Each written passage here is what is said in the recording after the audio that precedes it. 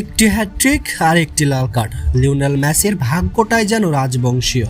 আলজেরিয়ার বিপক্ষে যেখানে লাল কার্ড খেয়ে মাঠ থেকে বের হতে হতো লিওনেল মেসিকে, সেখানে পেয়ে গেলেন হ্যাট্রিক। হ্যাঁ দর্শক, বিশ্বকাপের প্রথম ম্যাচে লিওনেল মেসির হ্যাট্রিক আবারও সমালোচিত।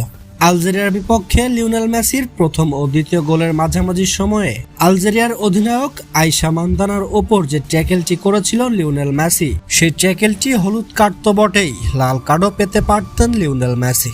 কিন্তু পুলিশ রেফারির সামনে লিওনেল মেসির সেই ট্যাকেলটি চোখে পড়লেন না, আর তাই তো কোনো কার্ড না দেখিয়ে ফ্রি কিক দিয়ে শান্ত রাখলেন আলজেরিয়ার খেলোয়াড়দের। আর তাই তো ম্যাচ শেষে লিওনেল মেসির সাফল্যের আলোচনা ছেড়ে সমালোচনায় বেশি চলছে সেই ট্যাকেলটিকে নিয়ে। ফুটবল বিশ্বজুড়ে এখন একটাই আলোচনা, লিওনেল মেসির সেই ট্যাকেলটি কি আসলে শাস্তি পাওয়ার যোগ্য ছিল? ফুটবল বিশ্লেষকদের অনেকেই মনে করছেন সেদিন লিওনেল মেসির ভাগ্য সহায় ছিল। সাধারণভাবে এমন ট্যাকেলের জন্য হলুদ কার্ড সবচেয়ে বড় প্রত্যাশিত সিদ্ধান্ত। কেউ কেউ আবার এটিকে সরাসরি লাল কার্ডের ঘটনা বলে মনে করছেন। ফলে কার্ড না পাওয়ার বিষয়টি নিয়ে স্বাভাবিকভাবে বিতর্ক তৈরি করেছে এই ম্যাচকে ঘিরে। প্রিয় দর্শক, আপনি কি একজন আর্জেন্টাইন সাপোর্টার?